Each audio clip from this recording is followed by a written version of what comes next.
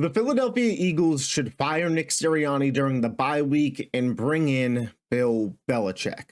That's not a statement that I thought that I would be making at the beginning of the season. And it's not even a statement that I thought I'd be making if you told me through the first 4 weeks the Philadelphia Eagles are 2-2. But when watching the games, it is pretty clear to me that the problem with this team is coaching. And it is the mentality of the team that is determined by the head coach. And, in the micro of Sunday's game versus the Buccaneers, you don't want to overreact because no A.J. Brown, no Devonta Smith, no Lane Johnson going into the game. During the course of the game, you lose your best safety, Reed Blankenship, due to illness at halftime, probably overheating, not a good spot to be in. You lose your center, Cam Jurgens, due to the same thing, and you lose Dallas Goedert to cramping. There wasn't really a lot out there for the Eagles. Saquon Barkley had to be on limited snaps due to the heat out there. It was just a bad spot to be in. And in the micro of losing that game, it's one that you could, man, that sucks, but we can keep it moving. But in the macro of how they acted going into that game and the problems that the team has had, it's clear to me that a change needs to be made, at least if the team thinks they're going to hoist a Lombardi trophy this season. Because the Philadelphia Eagles, the Tampa Bay Buccaneers, that's the team that knocked you out of the playoffs. That is the team that ended Jason Kelsey's career. That's the team that ended your season last year. This is a game that any other team on any other day would get up for. And the Philadelphia Eagles came out sluggish. The body language looked like they didn't want to be there and that they were just ready for the bye week. And that is coaching. If you can't coach your team up to be ready to play in, a road spot against a team that just knocked you off, to go into the bye week 3-1, especially after, what was presumed to be your biggest division rival and the Dallas Cowboys got a win on Tuesday, what are you good for? Because you can't call the plays. You're not trusted for that. And you don't do the defense. You're not trusted for that. All you're trusted for is game management and calling timeouts, both of which you've been critiqued for by the fan base for a month now.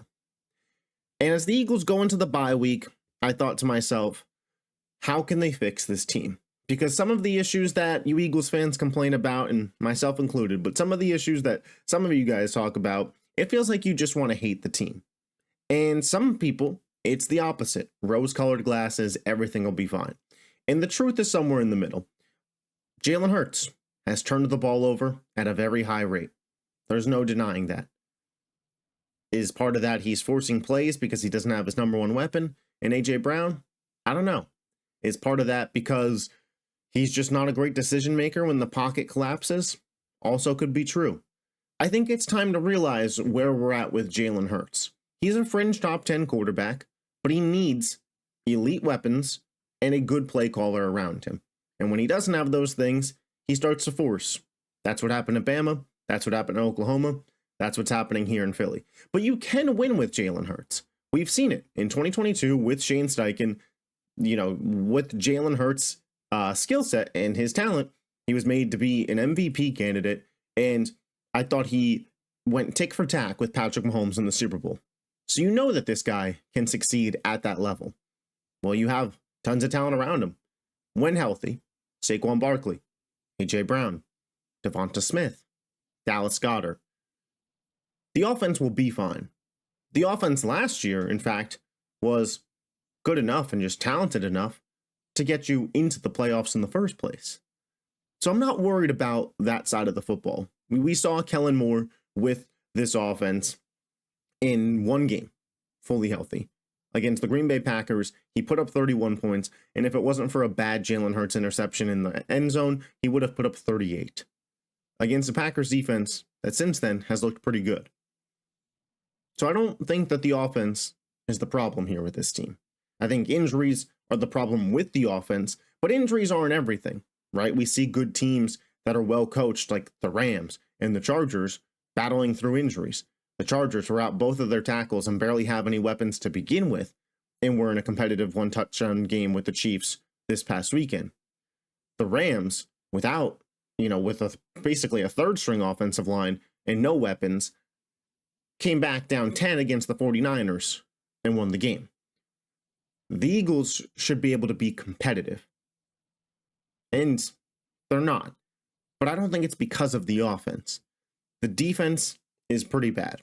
And we are a month into the season now, so some of these numbers carry weight. In terms of yards per game, the Philadelphia Eagles give up the 4th most in the NFL, behind just the Jacksonville Jaguars, the Los Angeles Rams, and the Indianapolis Colts. 3 defenses that I think by many would be considered bad. In terms of passing yards, the Philadelphia Eagles are top 5 in the NFL in most passing yards given up. They're up there with the Vikings, the Jaguars, the Ravens, the Patriots, and then it's the Eagles.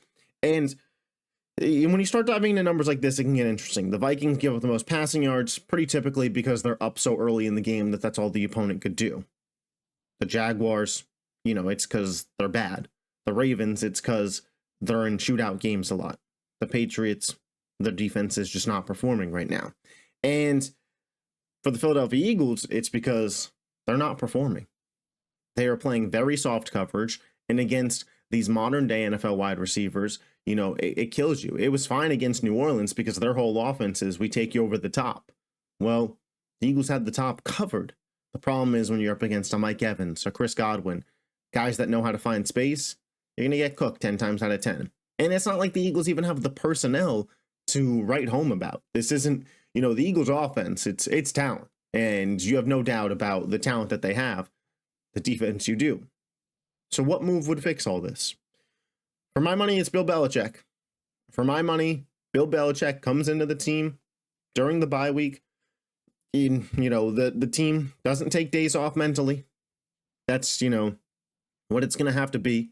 No bye week this year in terms of a mental status. Sorry. But if you want to be a Super Bowl team, you'll be ready to work. Make how many millions of dollars?